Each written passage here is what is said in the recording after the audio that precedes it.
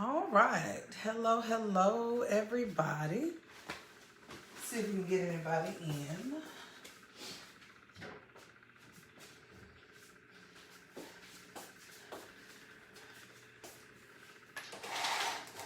I add a little air, just kind of pour it and do my thing.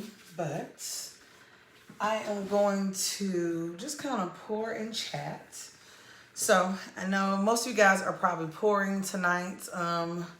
Tuesday is kind of a half and half. Like usually one day a week, maybe two. I absolutely do not touch any of my crafts. And then the rest of the week I am fancy free. But I was about to pack. Wanted to talk to you guys while I pack. So if you want to hang out and listen while I pack and you pour, that'll be pretty cool. Of course, and as always, if you have any questions, you guys know how to kind of track me down by the hashtag. Look for BCJ Decor. I am Chandria Kelly, so you can always feel free to send a friend request, follow, and then that way we can keep up with each other. So, did a video the other day, y'all, and I'm in Texas. We were having some gorgeous weather, so that's why all the good little arms and everything is out right now. And I also have four turners going with tumblers, so that's not to inhale all the fumes. We're gonna give that a little bit of space. But let's talk candles. So I have seen a couple of things that, I'll be honest before I go back to what I was doing, that I love. I have seen a couple of young ladies who have absolutely stepped out when it comes to candle quality, tracking their progress. These are my like newbies. I'm pouring my first candle, and then I have got to get a screenshot so I can post that as well. But some of you guys have been some true packaging rock stars, and y'all know I'm a stickler when it comes to packaging. But the other thing that I have to shout out before we move any further is bsolis.com. I did a small business, and this is her card, guys. So if you know bsolis.com, tell her BCJ Decor is shouting her out. Ordered some soap from this small business, and it is absolutely amazing. All right. So I'm telling y'all, any video, any live that you see me in, please always say hi. Make sure you join, follow, what have you. But please be sure to link your website in the description. Number one, I love to go through and see new products. And number two, I am a shopper, y'all. I'm working on it. But when that shopping budget becomes available, I'm all about it.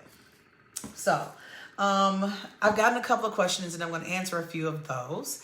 And then we'll kind of see if anybody pops in. First and foremost, I have a lot of questions about what type of wax do I personally use. I actually use what's called SW5800, which is a para soy blend. So it is 70% paraffin wax and 30% soy. As I said a couple of episodes ago, if you are a 100% soy candle kind of person, I love you to death. I will burn a soy candle here and there, but honestly, I am one of those who could never quite get the hot throw that I wanted from a soy candle. And the other thing that I wasn't crazy about, it didn't matter which wax I switched to. As the candle burned down, I just didn't like the appearance. Like sometimes it just gives that dry, kind of cracked appearance. And so, I don't know, when I think of candles, I think of the melt pool and the creaminess. And if you have ever worked with Joy Wax, Joy Wax will take you to a place because it creates some smooth tops, smooth burning. It's really different. But I went into the local candle distributor. I'm a Southwest Candle Supply. Shout out to Mesquite, Texas. And she looked at me and said, hey, have you ever thought about doing a blend? And they have a 70-30, 70% soy and 30% paraffin blend as well. And I haven't really played with that one, but I am going to play with that one in the Candle Academy that will start next Saturday. And so I fell in love with the 5800. It was really forgiving. At the time, my kids were a little bit younger, our schedules were definitely kind of busy. But if I mismeasured with fragrance oil, or I had a lot of range, and anyone who pours with paraffin, baby, the hot throw. Okay, that hot throw that everybody is seeking and looking for. The people that can get it with soy, you are a rock star. But for some of us, we throw either an additive in or we toss to the paraffin side. And now I do want to try the coconut apricot wax. That's another big one. So, so that was that question. I use 5800, 70% paraffin, 30% soy. Do I use the same wax for wax tarts, clam shells? Honestly, the answer is yes. So depending on what I need it for, the answer is yes. When I made the strawberry pound cake candles, I use it for the strawberries. I can add an additive that'll make it a little bit harder. I tried the palm feather wax, but most of you guys who know, if you use the palm feather wax, it's really, it gives that swirl or whitish appearance. And so I wasn't really looking for that one, so I would end up having to go back and glaze each embed. And I definitely didn't want to do that either. But I will actually be going through and showing you some of the products that I commonly use. I've seen quite a few people who do the wax melt bars. They kind of remind you of like a Hershey bar. And I think that's pretty cute. It's a good idea. So, and I know a lot of young ladies that they use the chocolate mold in order to achieve that. I am still old school, y'all, still regular. I use the regular clam shells. I get these in packets of 200 from Amazon. They work really well for me. I've only had to switch companies once. For some reason, I got with one company and there was a small hole on the inside of a cavity and the machine was putting it all the way through. So you would get leakage out of at least half of your package. But I've been sticking with these. I still do craft fairs during the summer. If you are in the South, period, I know there are a lot of larger ones up north as well, but we are a craft fair type of state.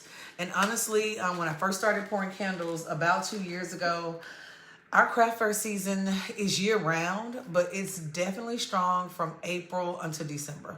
So you can take January, February off, and honestly, by this time in March, you are gearing up, getting ready to go out. So that's another part of the business when you will see this brand name shining itself through.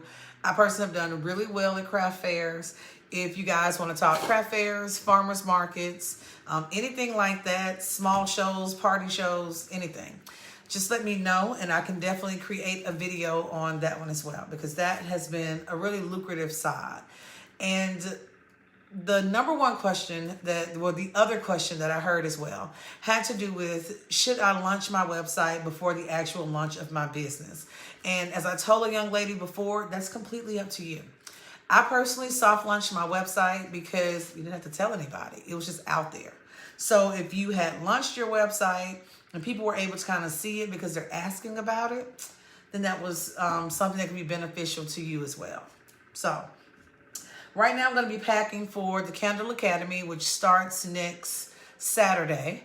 And everyone who signed up for the Academy, of course, will get a kit. And in that kit is just different types of wax. Now, I've seen a lot of people who are still in the testing phase. And I'll be honest, the one thing I didn't like, most of your candle suppliers, you can only buy a 10-pound block of wax. It's like the smallest fraction of wax that you could buy. And the thing is, I wanted to play with a couple of them, but you're looking at like $20 per block. You know, that's what I'm looking like, ugh. So I may spend $100 just trying to get 5 different types of wax. And I may figure out after the first pound of wax, because that's the equivalent of what? 3 8-ounce candles, that I don't even like this wax. Now I'm stuck with it because I paid for it. So you end up spending way more than you would like. Way, way, way more. Hey guys. Let's see, we got some people logging in. And so what I wanted to include in this kit was, first and foremost, 4 different types of wax. So whether you want to try all soy, a majority soy paraffin blend, a majority paraffin soy blend, or a proprietary blend just from this particular company, then I wanted to make that option available to you as well. The other thing that comes in the kit is you will receive 3 different types of containers. I have people that want to try, of course, the 8-ounce jar, the 4-ounce jar, and then you have others that want to try the metal tins. Now, here's something else. The question came, do you prefer wick stickers over whatever method you use to actually attach the wick to the jar? Y'all, I'm old school. I use that hot gun and hot glue gun. When it comes to doing my wicks, I have a box of 5,000 glue sticks that I ended up getting off of Amazon for like $5 one Christmas. So I have plenty of glue and it holds that wick in place. Hello, everybody. For everybody that's logging in, if you have a website, so if you have a website with your product that is up and rolling, please, please, please be sure to list your website in the comments section because it's always a good one. And the other thing is, after this live post, I'm going to go through and select a website, and then the owner of that website will receive a custom tumbler. So a little something like this. And I do giveaways pretty often. So if you have a website that's up and rolling, be sure to leave it in the comments. Say hello and let us know that you are there. If you have a question, be sure to ask. So we're just going through kind of the general discussion. Some of you guys are using the metal tins. I'll tell you now, be sure that when you pick them up from your supplier, that you check and make sure they don't have a seam. If you ever pick up a set and they have that seam where they're actually doing the connecting of the metal, you want to make sure you seal that. And you can seal it with a couple of things. I have sealed this with a high temperature glue. There are a couple of different types. There are glues that will withstand up to 350 to 500 degrees, depending on what you're doing. Most of your candles don't have to exceed 200 to 250. So make sure you check. If you get a high quality one, they're going to make it out of one piece of metal. So unless they are dealing something around the rim, you shouldn't see a seam on the inside at all. It is possible sometimes that if you don't seal the seam on that container, it will leak. Now, I have people that ask about warning labels because they're thinking about coverage and insurance and protecting their business. Keep in mind, most of you know your customer because think about yourself before you became more candle aware. Most of my clients, guys, they are not 4-hour candle burners. Most of my customers, honestly, probably light it at 8 in the morning and they will burn it all day until they go to bed. It is not recommended. I repeat it. It's on the website. It's on the sticker. I even call some of them I know personally and check on them, but they still do it. And so I take every other precaution that I can to try to make my clients more aware. I even have signage in my booth, at one of my vendor booths at a retail location that sits and talks about candle care because people really don't think about it. I always knew to snuff candles because my grandmother snuffed candles, but I never knew why she would snuff it out instead of just blowing. All right, do you know what to varnish the tins from rusting? Ooh, now if you have rusting on the outside, there is a heat-resistant sealant. It's made by Rust-Oleum. I know they carry it at Home Depot. You will find it in the section where they have the material to spray paint or paint over your fireplace. It will withstand temperatures anywhere, I think, from like 400, 500 and up. And it does not yellow. I think it's guaranteed not to yellow for like a year or so. But it will actually seal this off and keep anything else from getting to it. There are a couple of things you can do for the rust depending on how bad it is. You guys know old school. If you can do a little baking soda, lemon, or vinegar, you normally can oxidize and have that kind of remove itself. But then I also want you to keep in mind, where are you getting these from or where are you storing them?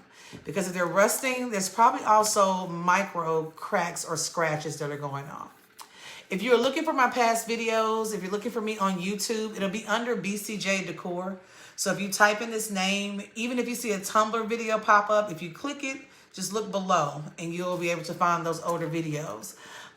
You can also find BCJ Decor on Facebook and you'll be able to see those older videos as well. Hey girl, hey Miss Astrid, how you doing, girl? So if you are in the Texas area, we're having great weather tonight. So window is cracked, everything is going. For everyone that just hopped on, be sure you leave your website, your business website in the comments. I'm going to select one of those businesses and give you a custom tumbler. If you would like to put your business name on your tumbler, you are more than welcome. So I will message you and you'll have a chance to customize that like you like. I've actually found some really good products from you guys.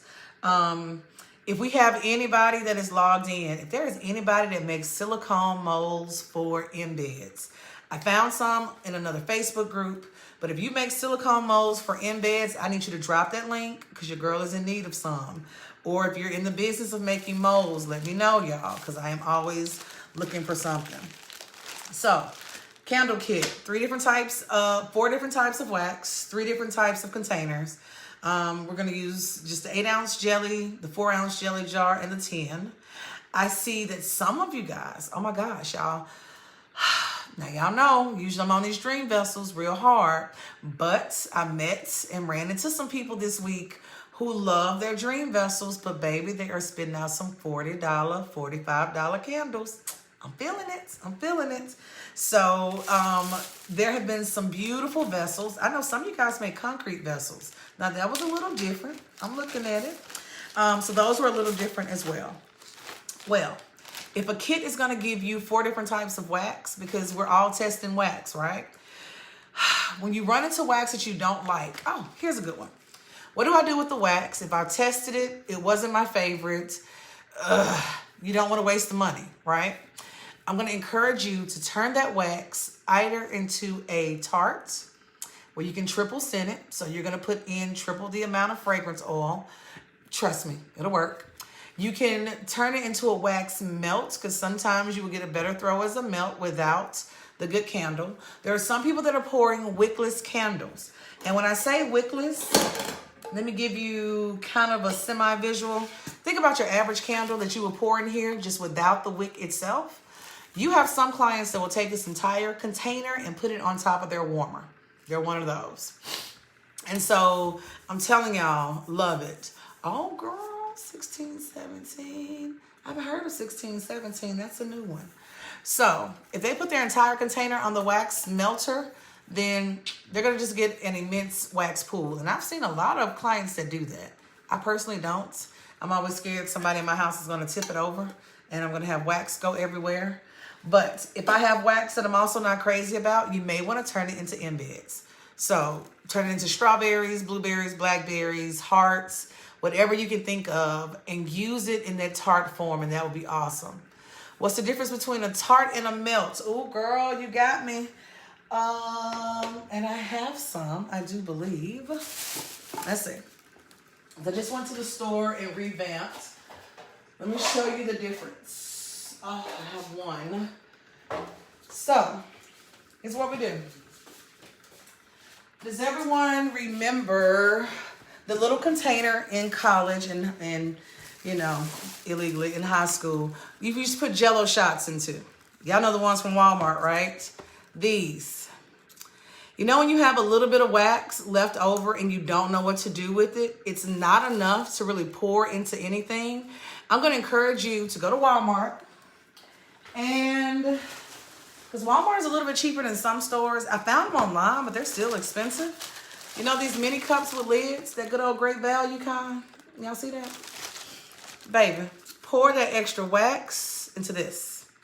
If your client wants to try different types of scents, like they just can't figure out what they like, sell them this.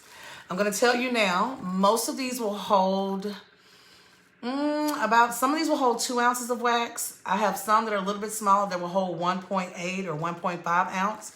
And you can charge $2, $3, however much. I put a little label on the back. They can take it, open it. They're going to pop it into their wax melter, and it's going to give them a nice melt pool. These will last, even for your long-time burners, at least 3 to 5 days. Y'all, don't be throwing the wax away. Wax is not free. I even have my kids come in and scrape my little wax table in case some of it does not hit that glorious little wax paper. I need that wax, baby. That wax is going to pay some tuition somewhere. You know you had them Jell-O shots, Miss Elaine. Now you know. So this is a tart, if you're thinking about a tart. And of course, for wax melts, same thing, just a larger amount of them. And I've seen these, you know, just your average wax melt in bar form or anything else. I always save these. When I go to a craft fair, these make wonderful, wonderful items to put in a jar at the end of your table. Guys, when somebody sees $1, $2, $3, I once ran into an older lady who's been doing craft fairs for about 50 years. And the one thing she taught me is, baby, you always have at least one product that is under $5 at your table. She said, I don't care if everything else is $100. One item is what you need. This is what I get or use to get you to my table. Now, once you walk over here, I'm ready for you. I got you covered. So I always have something on hand. The other thing that I use, and I have to pull it, I have a jumbo mold that's the teddy bear size. Think of a gummy bear. They sell the jumbo size of that one. It'll hold the same amount of wax as this.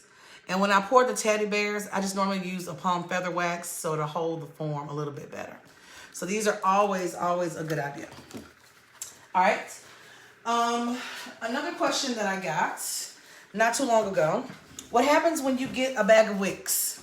Now, there are some candle companies that actually will sell their wicks in smaller amounts. When you go to a distributor or if you're putting in your first order, y'all, don't hesitate in the notes section to ask them if they offer sample packets, because most of them do.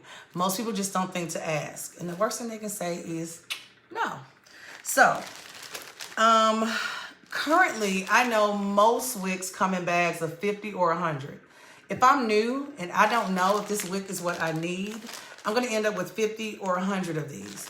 Number one, there are de-stash groups all over Facebook. So if you know that you're not going back to a particular wick, you can always join a de-stash group and sell it, charge shipping for it, make a couple of bucks and keep going. Wicks are hard to find. The other thing is if you ask for a sample pack and they may ask you what type of wax you're actually pouring with, then they will give you 2 or 3 different types of each type of wick they offer. I know some of the larger companies will definitely do it. So sample packs are going to be your friend. Whenever you receive something from a company, if it's a sample, don't throw it away. I've done that before. Y'all, one time, I don't know. I was in my feelings. I was feeling good. I ordered a bunch of fragrance oil from this company I hadn't ordered from before. And they sent me what I thought were little plastic pieces. And I call them pieces. Yeah, later I found out that those turned into molds. I just had to open the pack and allow them to, and it was some special silicone fold that the longer it sat out, the firmer it got. And I could have just been pouring wax into them. Y'all know I threw them away, right? I throw them away. Don't throw stuff away. So now I have a magical drawer for all the stuff that I'm sent as a sample. And that works as well. If you put in candle de-stash group, crafting de-stash group, you will definitely find several on Facebook. And they're selling everything from jars, wicks, to fragrance oil, to colorants, mica powders, and all. That reminds me. Here we go, y'all. Ooh, thank you for the suggestion, Miss Howard. Here's another one. Some of you guys are falling in love with color. I saw a young lady who was trying to achieve a black candle.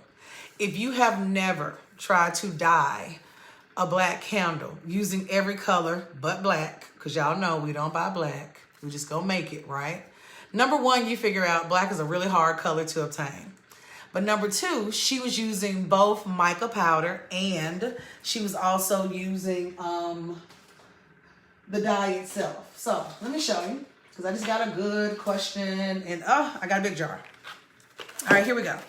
This will show you guys for my newbies. You're going to ask the question, what is mica powder? Mica powder, here we go, is an extremely fine powder. Like it's really, really, really fine. And what you use it for, you've seen it before. It can create a really pretty color, but have you ever seen those wax melts on TikTok, even on Instagram, where it's the swirl and it's the shimmer? Mica powder is used for that. Now, I use this for a couple of things, because y'all know I always buy stuff. This is a really nice container. This much mica powder will last me probably until the next 5 or 10 years at the rate I'm going, because this is what I started with. So just compare size. I am still using these. I happened to find this kit at Hobby Lobby. They came with different colors, all your different assorted colors of mica powders. And when I tell you guys, most of the time you don't need but a smidget. It creates the most beautiful color you've ever seen. And there are more people that sit and look at that wax melter than you think. Y'all know y'all do it. Y'all know y'all just watch the swirl. Now, here's my warning. If you are using a cotton wick, be very careful about using mica powder and a liquid dye in your candle. Everything you add to your candle is really going to change the way that candle burns. It's going to clog your wick. I've even seen it with wooden wicks. It will clog the wick, and it also encourages soot. So be really careful. For everyone that's reaching out because you want a really deep, rich color, that's another one. There are certain waxes that do not do well going to that deep red, blues, purples, blacks. Like when you get that heavy of a color. I saw a young lady that was trying to achieve a nice little eggplant color. And for some reason, the top of her candle was white. And then it went to a lighter purple and then to this. By the time the candle got here, she said her flame kept getting smaller.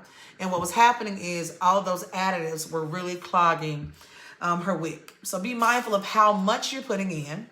And as I was warned before, keep up with how much of each drop or each amount you're putting in as well. Oh, Miss Denise Foster. Oh, should I press the button? Paraffin, I agree, Miss Elaine, is better for taking on color. When it comes to soy, I think once you figure out exactly what you want your candle to do, a lot of people who pour soy are very, very careful on what they add and what they don't. So that's going to be a big one. The color blocks and chips, I've worked with those before. To be honest, the only reason I started out with them is I couldn't figure out what they were, and I got them in a sample pack. The hardest thing about the chips is either you're going to have to measure it to keep your color consistent. But what I do now is I have a little sign that tells my clients, fall in love with the fragrance, not in love with the color. Because sometimes my pink is going to be a deep pink, and it should be a rose, cute little light pink, and it's just not. Lovely's color is almost like those wet spots that you get on the side of your candle that drive us crazy because we want good adherence. Your client does not care. All they want to do is light that candle, and they want your product to change their world, and they will remember you for that one. Oh, Kelly, I am loving you in that first name. I was almost named Kelly, so it was coming. Let's see. What else have we not talked about, guys? We did wax. We did containers.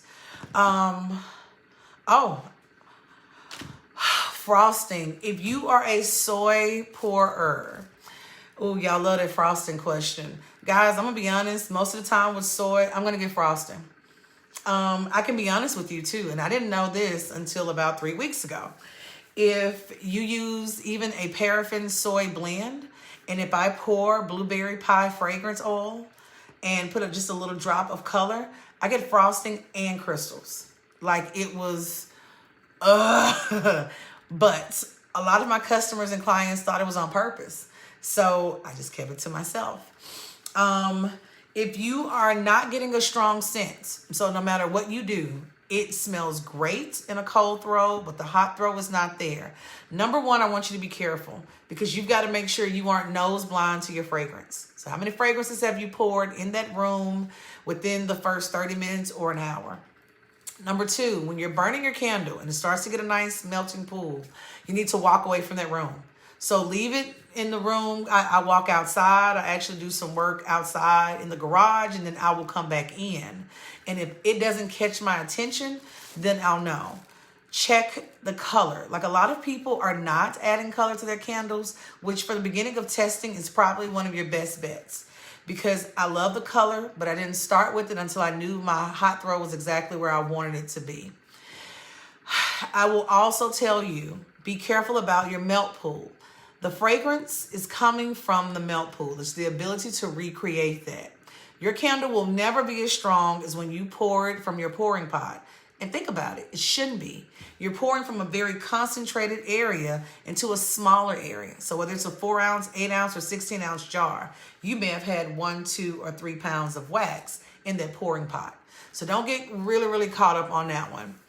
A lot of people play with the type of wick. Some people get, especially with soy wax, you're going to get a better hot throw with a wooden wick than with a cotton wick. I've seen some people that use a naturalized zinc wick that's specifically made for soy as well. So it's one of the things to keep in mind. The last resort is they tear themselves away and they try a different wax. So a lot of us are going to pour with more than one wax anyway. So maybe I can't get a hot throw with, this candle, but it makes a great, wax melt. If you're not getting a good hot throw from your wax melts, because I saw this post as well earlier, the bars, she was making bars. They looked amazing. The cold throw was good, but when she melted them, it was nothing. If you're using a wax melter that uses a tea light on the bottom, tea lights will often not get hot enough to really give you the hot throw you're looking for. So you may want to make sure that you purchase at least one nice little electric plug-in melter to make sure that that hot throw is exactly what you need. Don't be afraid to test your product at random. The one thing you will notice if you walk through my home, guys, on a good afternoon or on a weekend, I have probably 3 candles burning at all times. Like I have one in my workroom, when I'm back and forth. There's one in my bathroom. There's one in the living room or the kitchen, wherever we are. But I randomly will pull from my stock supply and I go through and I will do a random burn. Some people will ask about curing time. I use SW 5800, which is the 70% paraffin wax, 30% soy. My curing time is 24 hours. If you're doing 100% soy, I've seen curing time go anywhere from 7 days to 14 days. I can only think of one brand, which actually is made by a small distributor, where their soy will cure in 3 days. If you are only testing for the melt pool, you're testing how well the wick is burning, you don't have to wait and allow it to cure the full time. You're just looking at how the wax is going to perform. But if you are trying to really, really make sure you're getting the hot throw you need, the longer that soy candle will sit, normally the stronger it will get. I have a lot of people that are loving the 6006, which is one of the waxes that comes in the kit for all my Candle Academy people. So we will be doing the 464. I have the 5800, the 3600, 6006, and I'm going to throw in a little palm wax as well. So that way they can play with all types. And they're only going to get 1 pound of each. So we're going to pour 3 8-ounce candles of each, and then it will allow you to test them in different areas. Here's something else to keep in mind as well. What's up, baby? Did you need me? Good night. Love you. All right. Here's something else you guys have to really keep in mind. If you have played with your wax, you have worked on that jar and really taking care of those issues, and you're still not getting the hot throw, be careful. Go back and double check your wax and make sure you're not overheating your wax. I use a digital thermometer, same one from Home Depot, y'all, $17.99. Because if your wax is too hot and you're adding that fragrance oil, you're going to lose a lot of it because the particles are going to fall apart for you. If you're having trouble with 6006, let me know. Let me know exactly what issues in particular. Candle Academy, I will drop a link into the video. If you, y'all message me.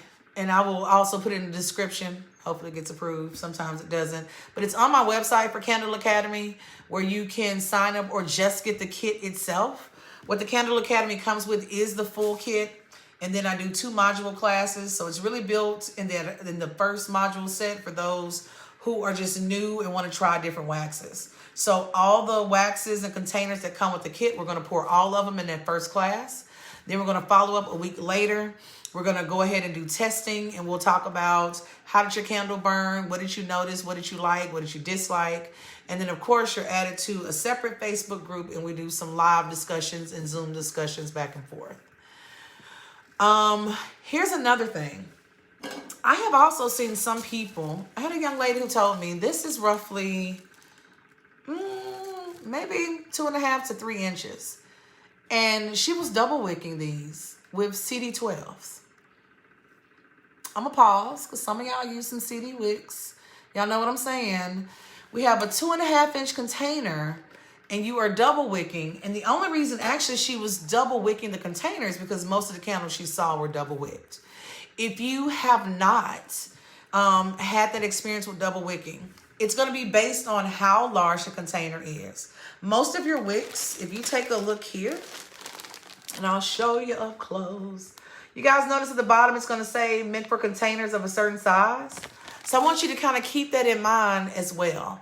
And if, you guys could just do the messenger thing, and I'll answer those back with the website for all my Academy people. It's going to give you a range and a suggestion. Remember, if you're using these wicks in soy wax, they normally recommend you go up one size. So it's one of those. So if I'm using soy wax and I walk into or I order from a distributor, I may say, hey, I'm a new candle pourer. I may have to go up or down. Is it possible for me to perhaps get 1 or 2 wicks where I can wick up or wick down and see what I really need? You will be amazed at how many of them will tell you yes. My take on mushrooming. All right. Mushrooming is kind of half and half, Miss Jessica. Number one is an indicator that I may have too much fragrance oil, which is clogging up the wick on the end. Or number 2, it's because sometimes I'm just allowing my candle to burn a little too long. I will be honest, my 12-ounce candles, they mushroom. And I know y'all finna judge me, but I also burn my candles, y'all, more than 4 hours. I'm sorry. I would let that baby burn 6, sometimes 7 hours. I know. I try to remember to burn it out, but don't judge a sister. But most of my clients with mushrooming, they've learned to go in and clip that wick, and that's it.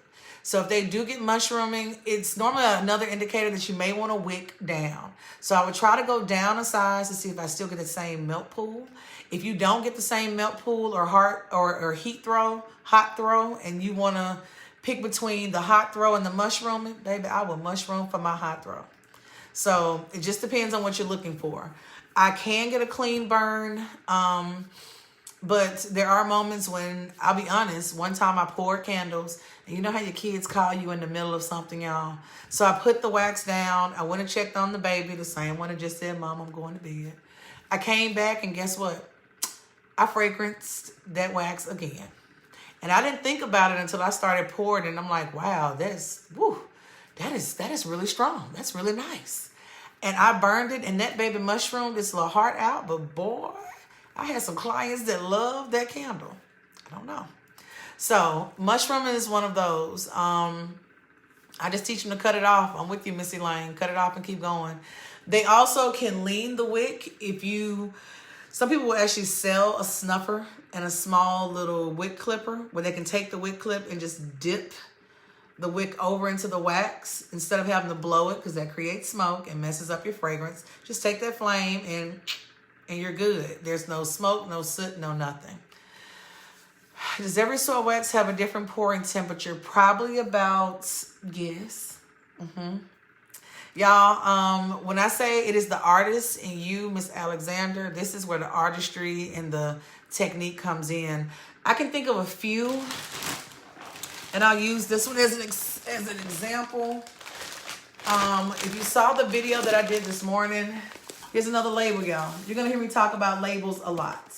If you look on this label, it's going to give you a suggested range of when to pour, where the melting point is located, but it's also going to stop. And if you're buying it from a distributor, most of your distributors, especially the smaller ones, they're candle pourers.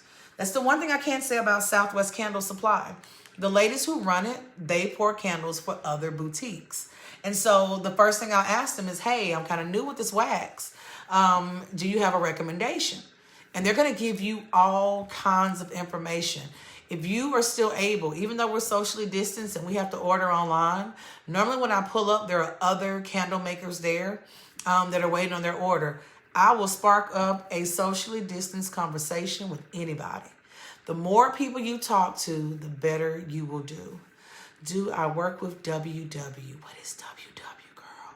You know I'm from Mississippi. WW mean Weight Watchers. Now, I probably do need to get some Weight Watchers, girl. But what does WW mean? Let me know. She said the throw. Heat throw be doing it. I'm telling y'all. Have you ever had a moment where you got a really good pour the first time? You followed the same steps, you did the same technique, but for some reason, your batches that followed that first batch were not as great. Oh, wooden wicks. Oh, yes. Girl, you know I'm ashamed. Y'all know you're ashamed, the sister. Yes, ma'am, I do. Let's see. And I don't think I have actually more. Let's look at these wooden wicks. And I'm going to be honest, I have to pour a couple of wooden wick candles. And so I will actually record myself pouring those if you guys would like, and we can all pour together. Because some of y'all got some cute molds I want to see. But I do wooden wicks. I am all about a wooden wick. I'll be honest, I ordered this little set as one of my tryouts, and I'll put the description in the bottom. This came from Amazon. I do try to find smaller companies on Amazon, and sometimes you're really, really lucky with it. But these came from Amazon. They included the little silver clips, which are in my other drawer. And they make two types. So these are just slow burning. And then, of course, they have the ones that crackle and give off the popping noise. Oh, I can do a whole series on the trial and error with wooden wicks, y'all. Number one, nobody told a sister that maybe you should start with just one. So y'all know I popped two of these into a candle, right? Walked outside, y'all, came back. I know, don't leave your candles unattended. And fire alarm just getting it because there was so much soot coming off another set. Not this one, but another set of wooden wicks. I have found that my hot throw for my vanilla, I believe, or my French vanilla is a little bit different with the wooden wick for me, just smell-wise. But I still get a really good hot throw with these. Now, here's something else. I really believe that with these in particular, my melt pool, my candle gets a lot hotter quicker because my melt pool will produce itself in way less than an hour. So, you know, it's one of those. With my Love Spell candles, that's fine because that's a fragrance that can really handle it. But with my other ones, sometimes that melt pool gets a little bit deep. So with wooden wicks, I tend to be a little bit more careful. I can time my cotton wicks all day long. I use CD8s for all of my jars. I'm going to tell you this, and this is another saver tip. What you will notice for those of us who are jar city, and let me grab a 4 ounce. 4 ounce, 4 ounce, 4 ounce. And let's grab a 12. If you are just starting out, for my newbies, something else that I'll talk about when you're thinking about ways to just get started and really get into what you're doing, I want you to pay attention to the little things. Number one, I always order jars that automatically come with the lids. So all of these jars are going to come with the lids themselves, all right?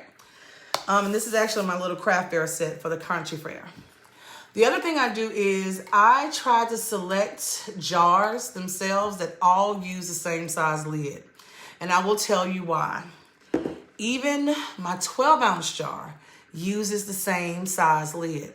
Because if they use the same size lid, guess what? They use the same size wick. So it was easier for me to get really good. I use CD8s.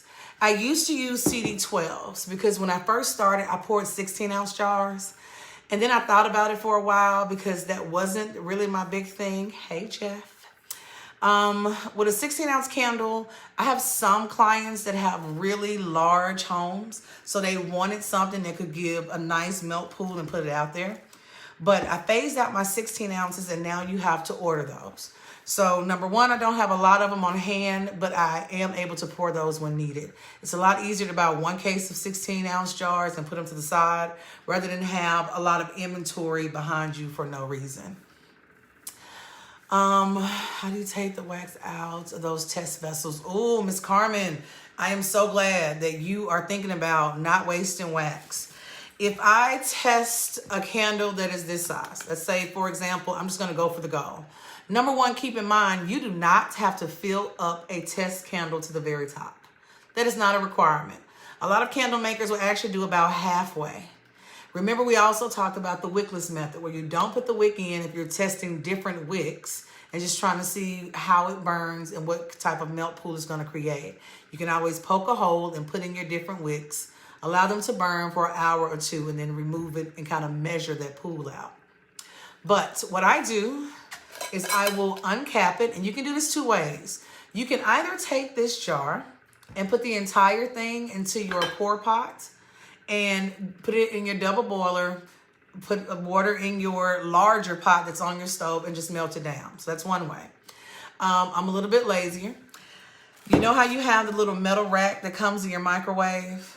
You know, the cookie baking cooling sheet thing? I bought one of those. I put it on top of a roasting pan and I turn the candle upside down. And I do all the candles of the same fragrance if I have more than one. Once they get to about 190, 185, they're going to melt. The wax is going to melt. It's going to land in the pan. I take the pan out, pour it into my other container, and then this is clean. I can reuse it. Warning. I get my jars from Southwest Candle Supply. These come, they're like $6.87, I think, per case. So I did start out with the 12-ounce canning jars at Walmart. Y'all, I was a ball jar hunting sister until I found out that the candle supply was $6.87. And they usually keep these in stock. And they come with the lid. The lid comes in black, gold, rust, and pewter. And if you do the diffusers, they have the little one with the daisy on top as well. And I will link their website in the description for the BCJ Decor side of it. Some people do freeze a candle. So I've heard you can freeze it and you should be able to pop it out really easily. So that's another one. If you have a straight-sided jar, like for this one, for the 8 ounce, since it's smaller on the bottom and has that taper, you could freeze this one and just pop that one on out. I've had a couple of jars fall and break at craft fairs, and I definitely save that wax from those as well. Here's what I was about to say. How do you guys handle if a repeat customer uses a jar and then they return it back to you and ask to have it refilled? They gave you a glass jar. They burned your entire candle. They cleaned it out really nicely. They popped the wick out, and then they returned the jar to you. Then what would you do? And you can use a wood wick in this jar. This one, I haven't even put the warning label on the bottom. This one is a cotton wick, but these take wooden wicks very, very well. Now, here's the thing. For this 8-ounce jar, I use the CD8s, actually. I started with CD12s, but CD12s create a large amount of soot around the ring. A CD8 will burn perfectly. It gives me a good melting pool, and, you know, it does its thing. If you have not tried Merlot, Cabernet, or that guava nectar fragrance oil, oh, y'all got to get on it. Those are some spring scents that are doing it. So, yeah, I'm trying to get an affiliate link, y'all, to Southwest, because they are my people right there. Bam. These come from Southwest Candle Supply, so I will put those in the description. Oh, what was I saying, y'all? Y'all know I got the train of thought. I'm over here trying to think. So, I forgot. I just completely lost that one. It'll come back to us. All right. So, we have tarts. We have the wax melts. We have the different size jars with lids. So, all the same lids. Some people will go the extra mile and get custom lids. That is a thing. So if you are interested in taking your packaging to that next level, which eventually I will get there, where I have my custom lids and my upgraded labels, I keep these really simple. So these are my craft fair and farmer market jars. So these are the ones that you will see. And I love me a good craft fair or farmer's market. Y'all do not underestimate. I have gone to the craft fair with just my kids as my employees, and we set up for about 5 hours and made over $800 at the craft fair, at the farmer's market. So trust me, it's nice to get out and talk to people and get to know people. I actually got my first retail space based on a lady who bought a candle from me at a craft fair. So it's always one of those. Shaped candles. If you're talking about the ones like the little body shape, like the pillar-ish ones that have the body shapes or molds to them, I have seen some fantastic mold and pillar candles. And I will tell you guys, I love a good dessert candle, but you will notice that my dessert candles actually will always be in jars. And I'm going to tell you why. It's just a personal preference for me. I've seen the ones that have a shape like a donut or a slice of cheesecake, and they're gorgeous. But you have to put them on a plate to catch the wax when they burn. So they're going to pour over. I have kids, and kids are like little spawns that like to touch stuff. And let me be specific, y'all. I have middle schoolers who touch stuff when they shouldn't, and they know they shouldn't, which makes it even weirder. So if I purchase a candle, it's usually not a pillar candle unless it's something sitting on my mantle. I will always use a jar for even my dessert candles because I like all of my wax to just be contained. Oh, there we go. Thank you, Miss Grace. We were talking about the clean jar. The science teacher in me wants to say, if I have a client that brings this back nice and clean and empty, yes, ma'am. Can you get my microwave now? I don't know. Check the cabinet and see if we have any because we may not have any. There we go. Be careful about when you refill this jar. You need to know what type of jar you have. So the one thing I did check with my distributor is, number one, you know that this jar is made to handle temperatures probably to exceed 250 degrees. But the more you use glass, depending on the company that makes your particular jar, it can actually weaken the integrity of the jar, and it makes it more likely to crack or break when heated. I've only had that happen to me once with a different company, and I messed up and ordered the wrong Dollar Tree jars once. You know how some Dollar Tree jars, y'all, are really heavy on the bottom? And they can be nice jars. But if you're ordering your jars from Dollar Tree, you are overpaying.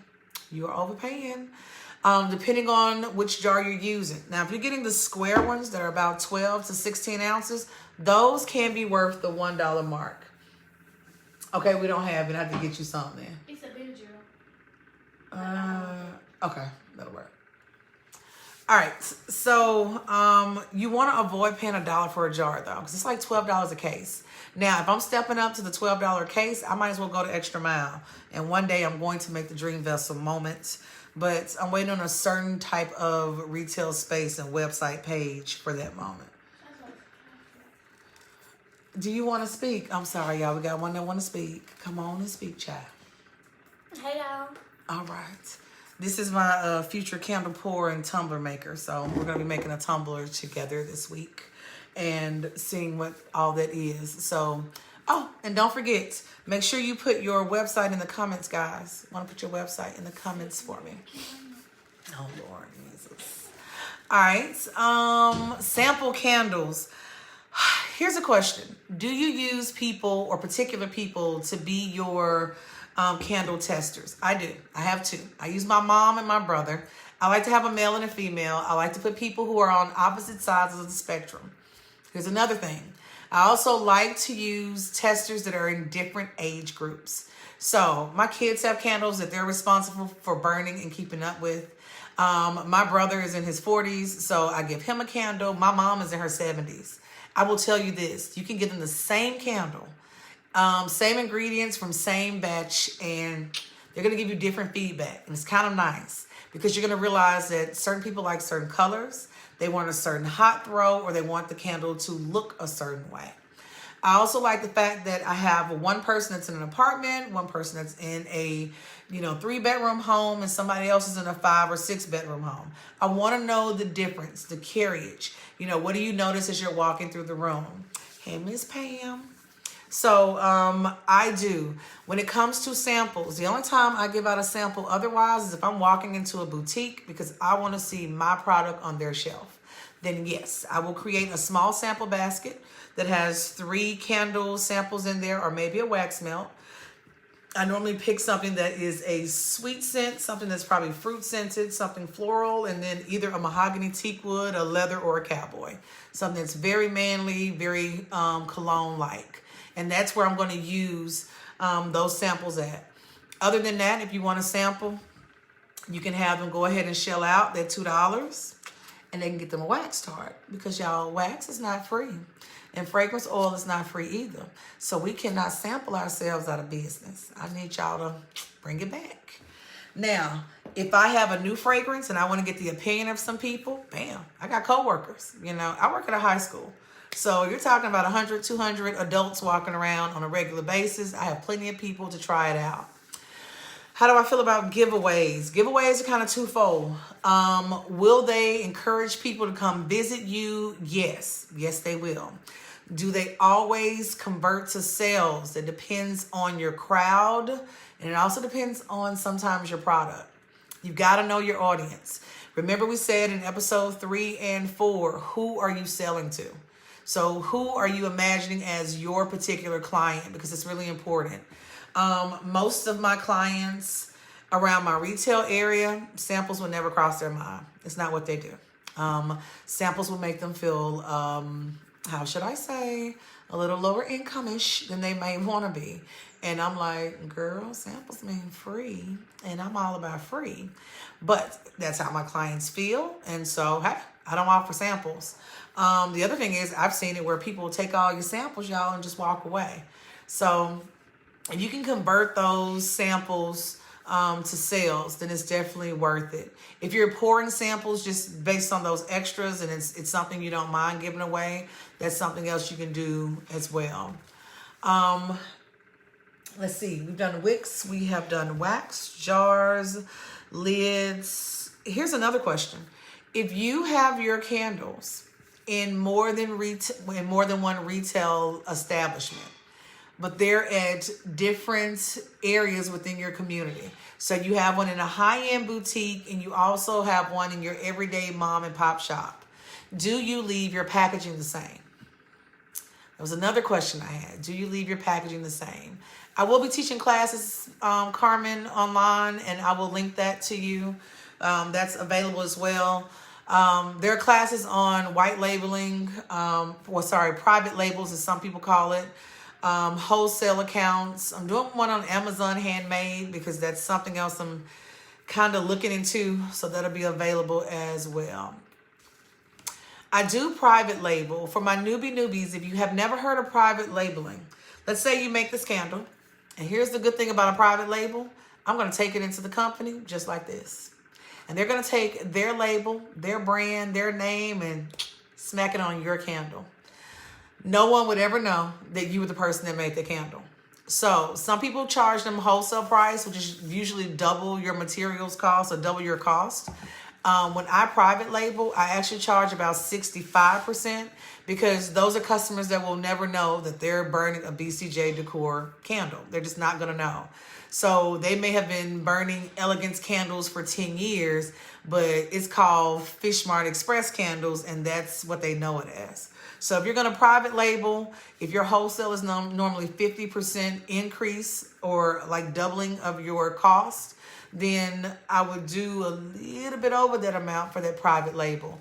And I would also have them sign contracts.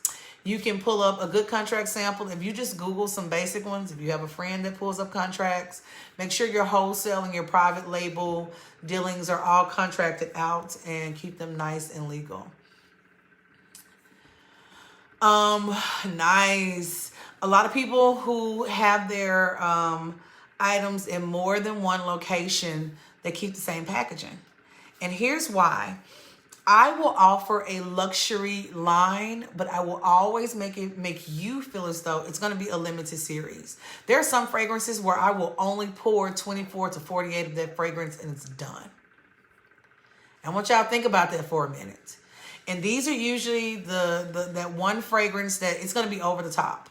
It is either a hand mixed fragrance that I have sat down and really played with, but I am only going to pour an extremely limited supply because supply and demand, you've got to create that need. You want your clients to feel as though, I saw something else or I got a notification about the website, something else is coming out. And every couple of weeks, you can kind of time some of your repeating customers and figure out how long it's going to take them to burn a candle. I have a young lady who has been with me actually since I first started pouring candles. I can tell you now, she's going to buy 6 12-ounce candles every time we see each other. We will see each other every month and a half because she's going to go through this, at least 1 12-ounce candle a week. That's her thing. And she's very consistent with it. So you start to learn how long the average person will keep your candle, and that kind of tells you when on your website, perhaps you want to do like a flash event or some kind of announcement you want to send out. Make sure you guys are capturing as many email addresses as you can. I don't spam, y'all. You know how sometimes you join or you go to a website, you have to put in an email address, so you put in a random one, and y'all, they email you 2, 3, 4, 5 times a day. I don't like a stalker boutique, y'all, that takes me to a place. So be careful about that. If you're the kind of person where you look at that email like, and keep going, think about that.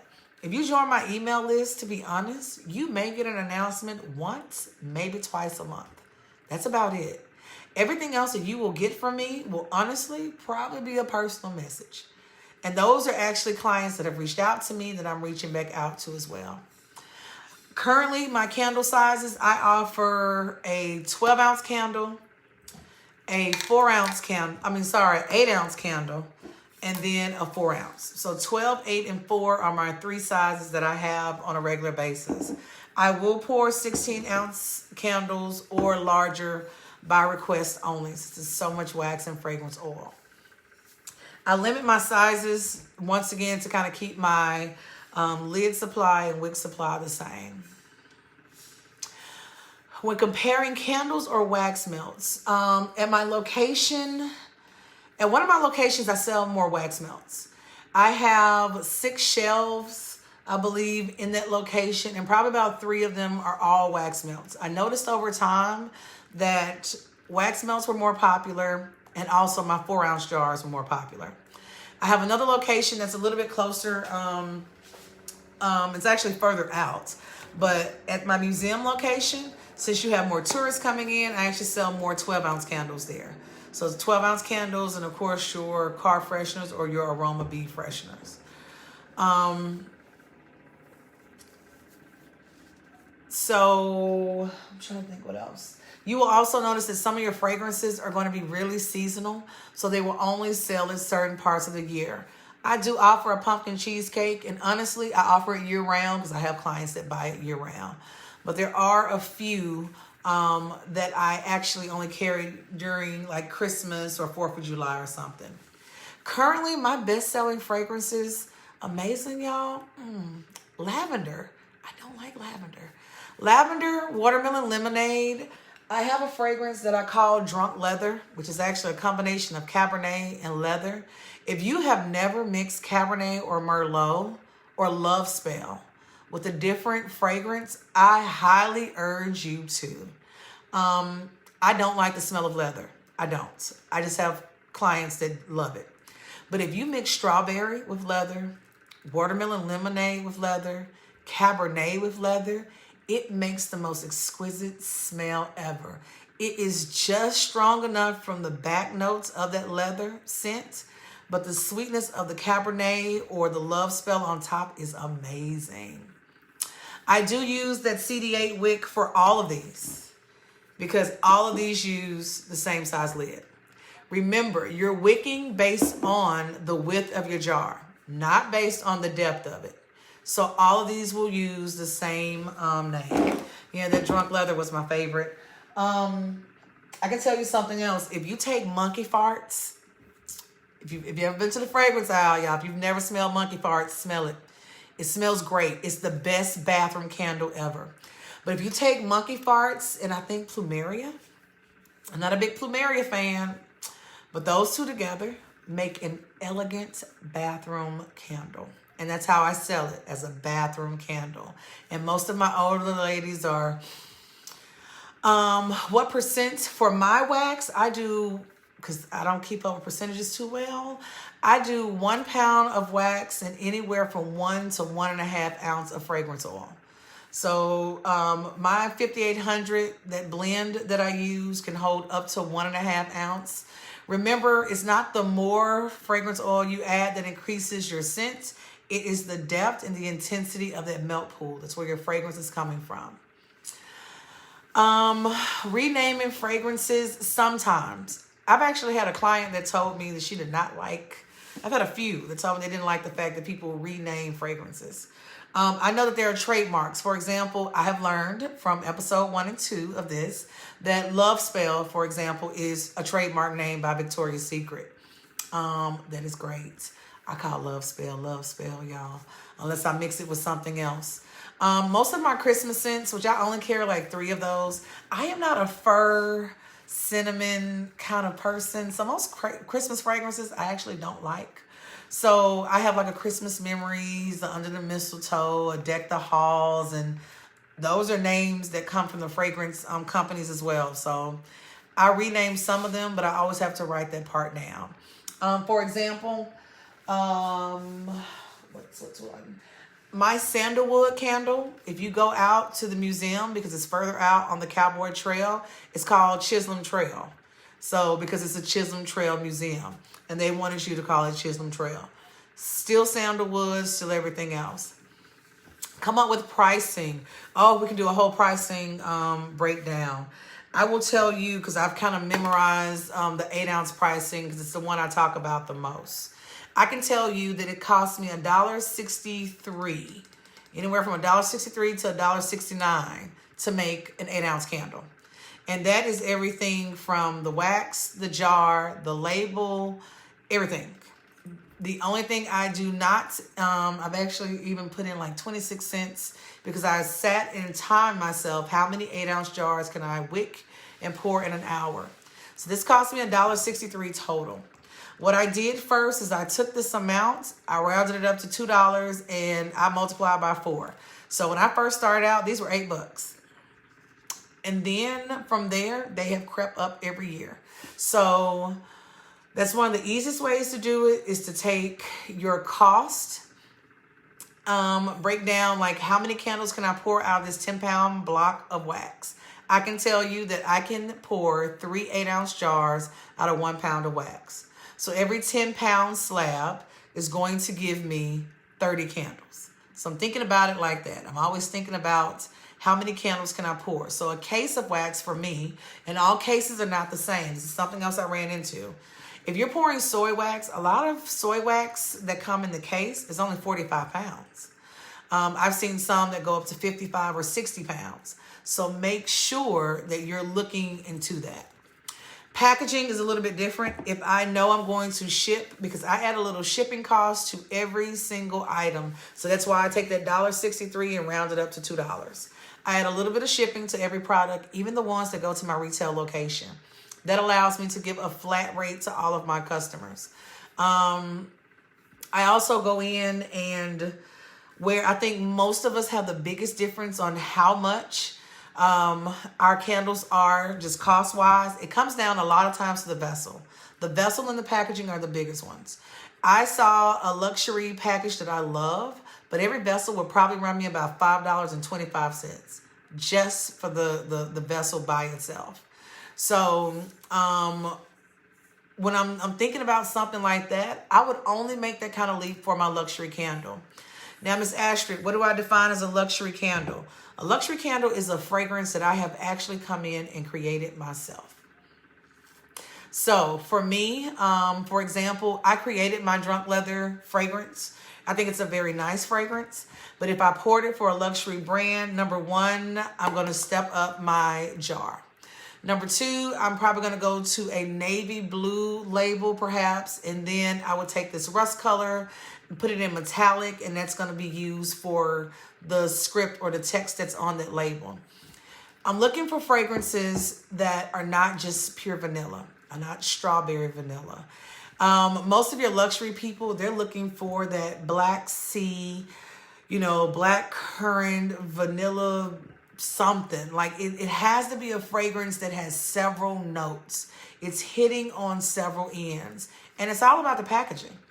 I have seen, honestly, I picked up candles most recently, and you guys have heard me say this before because I go to this boutique pretty often. This boutique has $75 candles. They start at $75. I think there's one that is a 9-ounce candle that's $75. The 12-ounce is like $90 or so. I picked up a candle, and it was called the Queen's Wish. On the outside, it had like the Egyptian little pyramid, and then it had all of the hieroglyphics in gold. It was beautiful packaging. I opened that candle, and I don't care what you say, that candle was love spell all day long. It was love spell. If you smelled a candle, you knew exactly what it was. So for me, my luxury brand are either the candles that take me the longest to make, So they're pretty intricate. If I create a vanilla, maybe like a vanilla white chocolate frost. So it's going to have real vanilla pieces and strawberries and crinkle crust. And it's going to take a while to create a candle like that. Then that's something that I would elevate the packaging on as well. People at the luxury level are paying for aesthetics. And do not doubt for a second that someone will not pay $100 for a candle, because yes, they will. Now, will you sell 1 million of those? Probably not. But people do. I just haven't gotten to that level on a regular basis. And when I say I visit this boutique, guys, I have been trying to get vendor space in this boutique for over a year. But it's one of those, when they finally have a vendor leave, it's really, really hard to get in. I have poured batches where I've been able to tell the difference. I get my love spell from, I know Candle Science, I think carries it. I get all my fragrance oils from Southwest Candle Supply. Y'all, I'm telling you, me and Southwest get along. And right now, and this is probably a better one. I'm trying to get a jar that looks a little nice. Southwest Candle Supply is where I get all of my fragrance oil from. I pay attention if it's something I've never used before, because these come in like 2 ounce, 4 ounce, 8 ounce, and then 16 ounce in a gallon. It's normally how they run. If you have never worked with a fragrance before, number one, ask them, do they have sample packs? The answer is yes, they do. You can get 1 ounce of fragrance. They'll give you 8 different fragrances, I think, for like $15. That allows you to go in and pick all of those random fragrances that you want to try without investing a lot of money. When you start getting to the 16 ounce size and larger, these are going to run anywhere from $15 to $19 each. So I want to know that I'm going to use this fragrance oil. There are sometimes, now that we're in the COVID protocol, so you can't go in and physically pick up the jar to smell it, where you're having to guess. You're having to read the description and take a chance on it. Though it's not always in your mind the most cost effective, I'm going to tell you now, buy a smaller container until you know that you like that fragrance oil. If you love it, then go back and order something a little bit bigger, because these will still last me quite a while. You will also notice when you start to fall in love with your fragrances, you'll know which ones you really want to start mixing to see what they can do. As you're mixing, you either want to use a pipette like the ones from chemistry class, or I also use these small medicine cups. And you can get these from Dollar Tree. You can get it from Amazon, Walmart. They're in bulk. Dollar Tree. And I start to mix and pay attention to how much of each fragrance I'm putting in. Because you're going to find that sweet spot for you, that next luxury scent that you really love. And that's how the majority of us are able to create those new fragrances. My wicks, my cotton wicks, come from Southwest Candle Supply as well. They make a CDN, which is meant for natural waxes, which is one. They even make an RRD wick, which when you look at it, it looks a little bit different. But most of your candle supplies are at least going to carry 4 to 5 different types of wicks. So for everybody that came in late, don't hesitate to ask for a sample pack of wicks. If they don't have one, some of them are willing to pull and put something together for you. So that's always a good one as well. What do I use to stick my wick to jars? I either use a high temperature, hot heat gun, because I make wreaths, y'all. I do it all.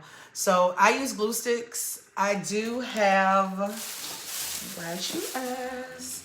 I do have wick stickers as well. So these can be used at the base of your jar. I take a pen or a straw. Y'all know the hood coming out.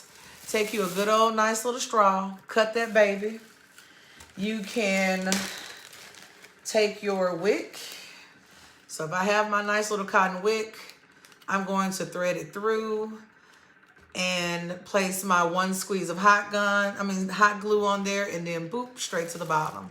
Add a little pressure and this baby will not move. And I'm talking all the way to the bottom to within a quarter of an inch of the bottom of that jar, and that wick normally does not move. Southwest Candle Supply, Miss Darlene. I've seen people use metal tongues. I know some people that use, you know how you unscrew like a pin. They've used a pin insert for it. I normally just eyeball it. If you ever notice when you're moving up to use your wick holder, because these are some wick holders my baby printed for me. If I ever get to the point where I'm noticing that wick is not center, you want to play with it at that point, but be really careful and try to always wick toward the center, because as it burns, it's going to move your flame closer and closer to the side of that glass, and you definitely don't want that either. Oh, hey, Oscar from the Philippines. I've also been playing with just wick holders. I like different types, but let me show you my favorite so far. You guys have heard me talk about these before as well. Now, I have my 13-year-old who, y'all know 3D printing, we're getting it in. He makes these, and we're doing the round ones too, because the round ones are kind of interesting for me. But what I currently use to hold my wick clips, you know the little clamps you use when you open like a bag of pasta, beans, chips? Baby, these little things right here do not play, and they don't move. They come in packs of 30 from Amazon, and they are amazing at holding your wick in place. And I actually just get it, and you should just pour them into a container. But they're going to come in different colors. They sell them at IKEA as well, but these are just the clamps to close the bags that belong in your pantry. They work perfectly as wick holders as well. So anything that is reusable, oh, you better get it done. You better get it. I'm all about it. So that way I can pour. If I go to a larger container, because I'm really pouring something that's wide or ill-shaped, I will use these as well for my wick holders. So any of these products will work for you as well, guys. If you notice for any reason your wick starts out with a really good burn, and the longer your candle burns, the less throw you're getting from it over time. Some people will assume it's because I'm not putting the jar back on my candle. Not true. Once your melt pool cools, it should actually reseal the majority of that fragrance in there.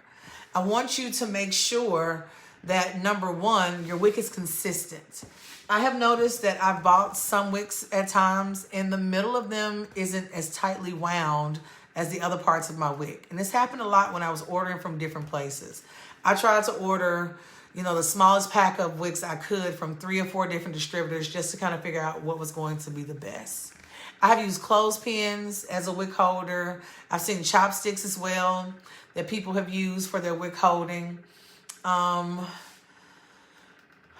It's all about presentation, and I'll be honest, y'all, it's all about that hot throw. At the end of the day, everybody just wants a candle that smells amazing. Oh, okay. Girl, the heat gun from I'm telling y'all, I got me a Wagner. If you have not got you a little baby heat gun.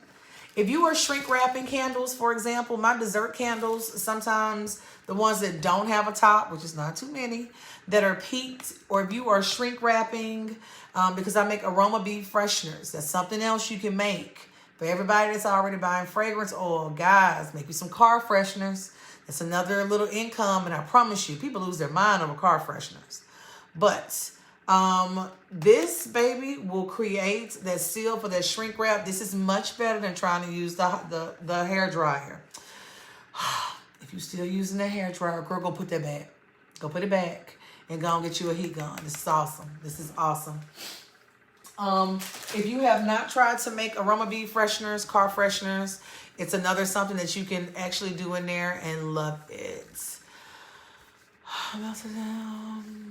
A lot of people, oh my gosh, hand out that re-pour information, y'all. Be sure to share, because there are a lot of people. I had babies that were throwing away candles that had like this much wax in them. It just made my little heart cringe. But, oh yeah, I see you, girl. Is that Miss Lizette? Miss Lizette, let me hook you up on this freshener. So let's see. Okay. If you go to your candle supply store, we're back at the candle supply, all right? We're about to talk aroma bead fresheners, because you already have fragrance oil, and you need to have as many products as you can with this fragrance oil. You can buy aroma beads, which are these little silicone beads. You remember the ones, kind of like the little silica packets that come on the inside of a tennis shoe box? Or if you go to a wedding, they would have the little clear beads at the bottom of the centerpiece. And if you poured water, they would absorb water. Y'all know what I'm talking about. Y'all know. Same thing. Those aroma beads will do the same thing. For every 1 cup of aroma beads, I pour into these jars. I got these from Dollar Tree. I'm going to take my favorite fragrance, put in 1 cup. You can put in 1 drop of dye. This one will actually hold 3 cups of aroma beads. It is a 1-to-1 ratio. So if I put in 1 cup of the aroma beads, I'm going to put in 1 drop of dye, which is going to make it super colored, and 1 tablespoon of fragrance oil. That's it, y'all. You're going to shake this baby up. And for 3 days, every time you walk past this jar, shake it. It's going to sit. After 3 days, I got you.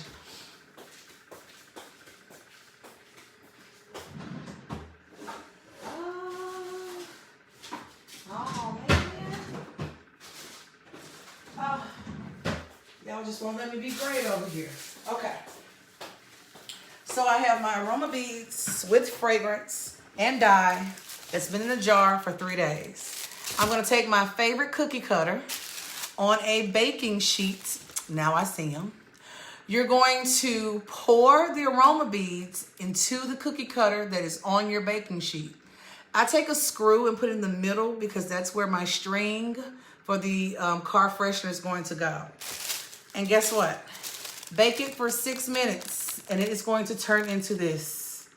Guys, this baby can be put under your seat, in your trunk, on your dashboard, and it is going to fragrance that car for up to a month.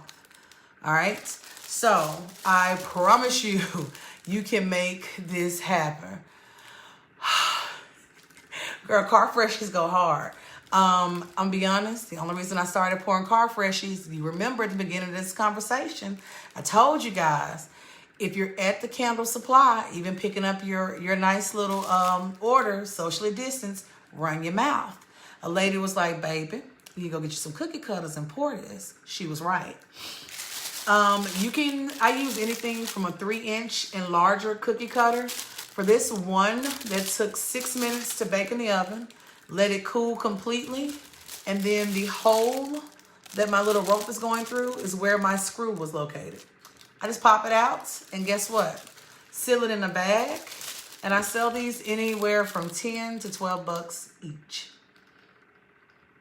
Temp is going to be 350 degrees for 6 to 7 minutes. You want to make sure that your aroma bead looks moist. So it should look wet all the way to the middle. If you ever get to the point where you're popping it out of your cookie cutter and it feels real pliable in the middle, it didn't bake long enough.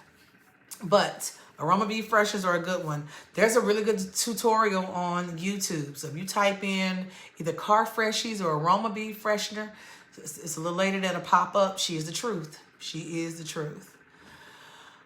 So bake these at 350 for 6 to 7 minutes.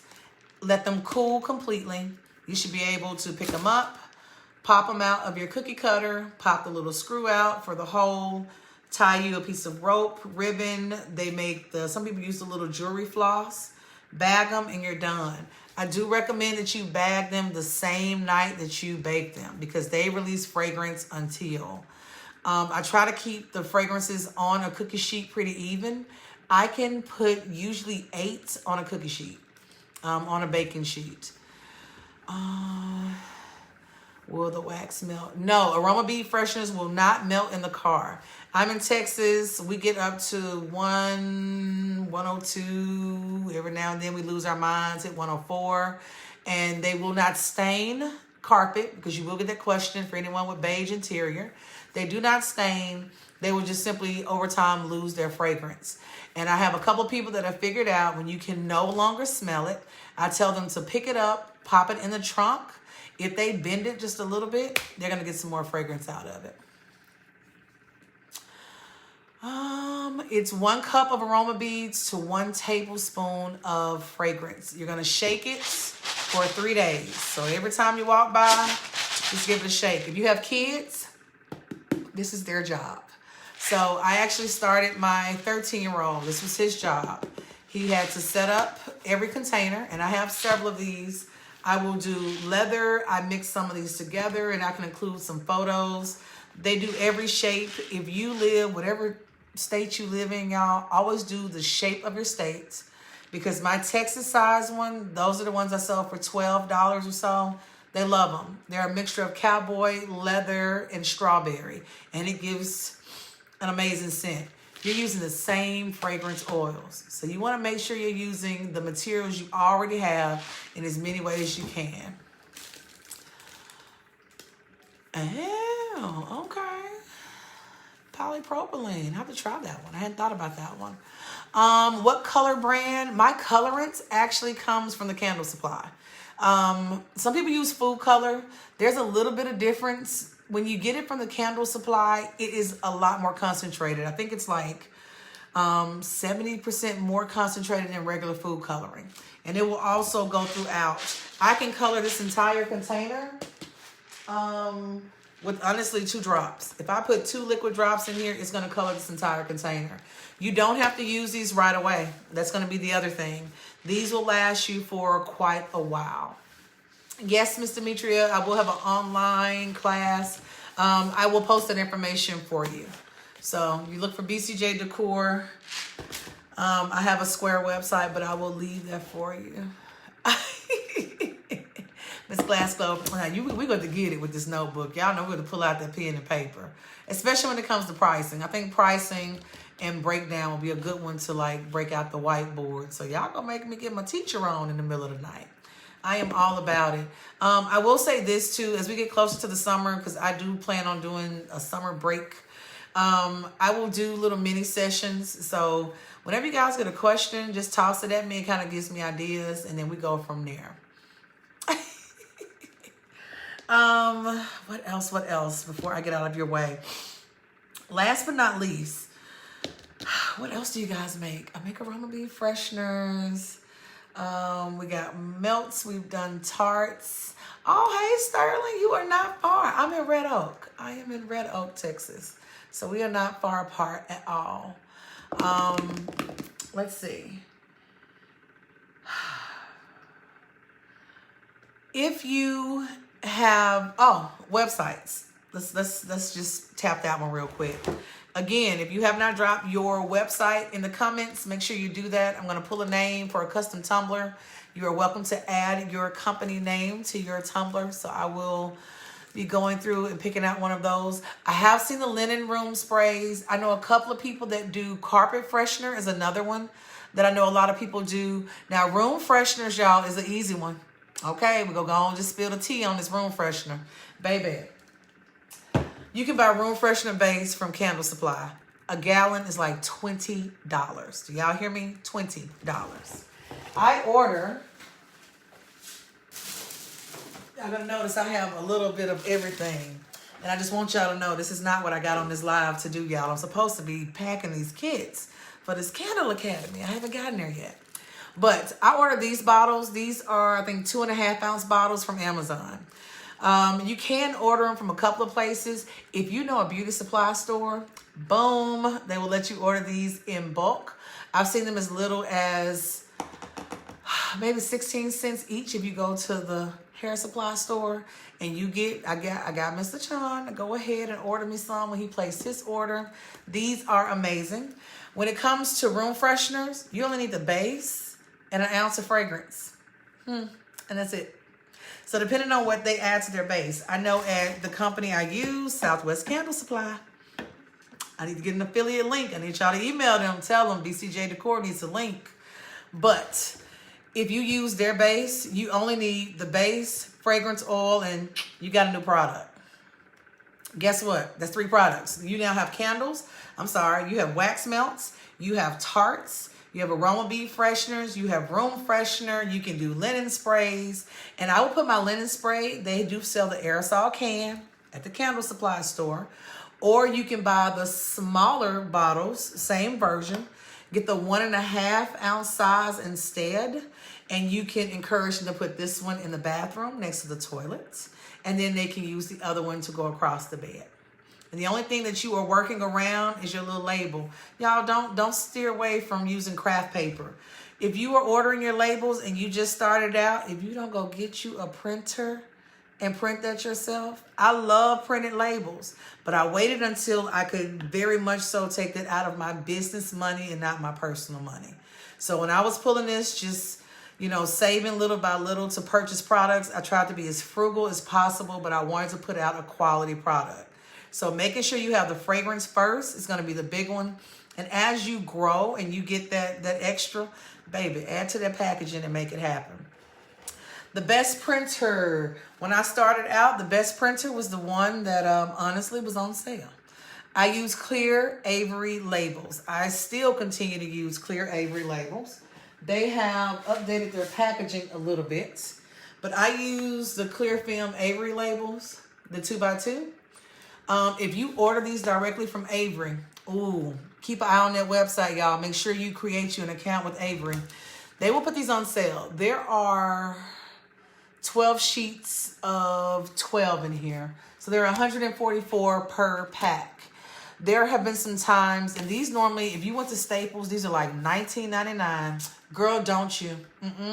Don't you buy that for $19.99. I've been on Avery.com and actually been able to get these for as little as $9.99. Anywhere from $9 to $14. $14 is my max. And I also buy them in bulk. If you buy them directly from the website, especially during the summer, they're big in May, June, and July.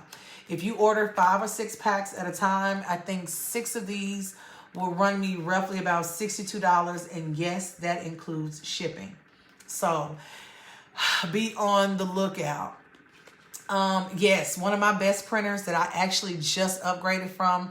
Y'all, I promise you I had that printer since I was like in high school. It was old school, but that baby printed until the end of earth. That baby gave life, and it was like $35. So by the time I went back to buy a printer, it was kind of rough. I now have an HP. I only upgraded to a LaserJet printer because if you're printing labels for a retail store, a lot of them will tell you they prefer you to use the LaserJet, or they'll tell you, hey, we prefer to use the inkjet because one smears and the other one doesn't. So are you putting the ink directly on the label, or are you infusing it with the particles of the ink and then heat fixing it? I have a black and white printer in my workroom, and I have a color printer in my back office. I normally only use that color printer when it comes to tumblers, but I will use it for labels. But currently, most of my labels are going to be either clear, or I have a few that I do on craft paper, and then that's when I will break out with the color printer. Ooh, girl. There are, when it comes to Avery, there are plenty of templates. You can actually splice those together. If you've never used Canva, Canva is another one where you can go in and design. There's a young lady that I watch who's based out of Dallas who is now pouring candles full time. She still uses Canva. And I don't mean necessarily the professional version. Guys, the free version gives you life. I know a few people do PicMonkey. There's a photo app on iPhones that I'm aware of that you can make some pretty good labels as well. So I try to start in that free range, and then as I move up, I will. I believe it's the inkjet printer that would smear. So if it got moist or wet, even if I let my labels sit out and dry over time, when people are picking it up and rubbing your product because they're like, oh, this is so beautiful. And you're like, please stop rubbing that label. If it's inkjet, it would slowly smear off. If it's LaserJet, it doesn't move. So even with my white labels, if you're thinking about doing Amazon or the Walmart marketplace, anywhere where you're sending it off, then you're going to need to have access to a LaserJet. Personally, I bought this one. The big HPs, y'all did not tell me that printers can be $600. Now, I'm poor. Y'all know teachers don't get paid like that. But I lucked up and went to Best Buy. I had been stalking this HP, especially the color printer, and I looked up and got it for $2.99. And that was my Christmas gift to myself, was that printer. But I rocked my $35 printer for the first year and a half of this candle business. Yes, Miss Abby, I will connect you with those private lessons. And honestly, I may even break it down and do a smaller group just so we can Zoom and everybody can go in and decide what they want to talk about and want to do. I will save this video so you can catch the entire replay. Guys, keep an eye on HP, especially. They do really good printer deals. Even at Christmas when I got that LaserJet for $2.99, I was ecstatic, especially for color. That was a big one. And it actually came with a color set cartridge as well. So I always put that out there, and it's helpful. It's a business expense you can definitely write off. If you are trying to figure out how to spend that stimulus, hey, whatever you're doing with a portion of that stimulus, make sure it's going to multiply the money that you are putting in. I am going to get out of denial, though, as if I do not have a good old 9 to 5 to go to tomorrow. Y'all know the cheering and testing right now in Texas. Older videos, you can find me on YouTube at BCJ Decor. You can also type in the hashtag. I have a Facebook page just for BCJ Decor where those will be located for you as well. The base for the air freshener is going to be the same. So 1 cup of base per 1 ounce of fragrance. And if your base is a little bit different, they have the best direction label ever. So I will pour the first batch according to directions, and then I will go in and, of course, make those changes over and over. You guys have been amazing. So today is Tuesday. I'm going to try to squeeze in maybe a little something by Friday. I'm working on teacher gifts right now, y'all. You know, Teacher Appreciation Month is in May, so you got to get that in. And this year, whatever my craft is, I'm going to tell y'all one more time. Whatever my craft of the year is, that is the gift that all of my kids' teachers will receive. So when I started doing wreaths, everybody got a wreath for Teacher Appreciation. Last year, all our teachers got candles for Teacher Appreciation. And this year, guess what? They're getting tumblers for Teacher Appreciation. If you did not drop your link in, make sure you do that. I will let you guys know who the winner is. Oh, our last winner was Justin Ruff out of Georgia. So Mr. Ruff's tumbler went in the mail about 2 days ago. He should get it on Saturday, and I am excited. Don't forget, if you have not checked out the owner of bsolis.com, her soap is amazing. It is amazing. And if she is on here, I am loving, loving, loving your product. So give me something to look at, shop about, and I will see you guys later on this week. Happy pouring. If you have a question, let me know. And hey, message me, and I will always answer you guys back. Have a good one.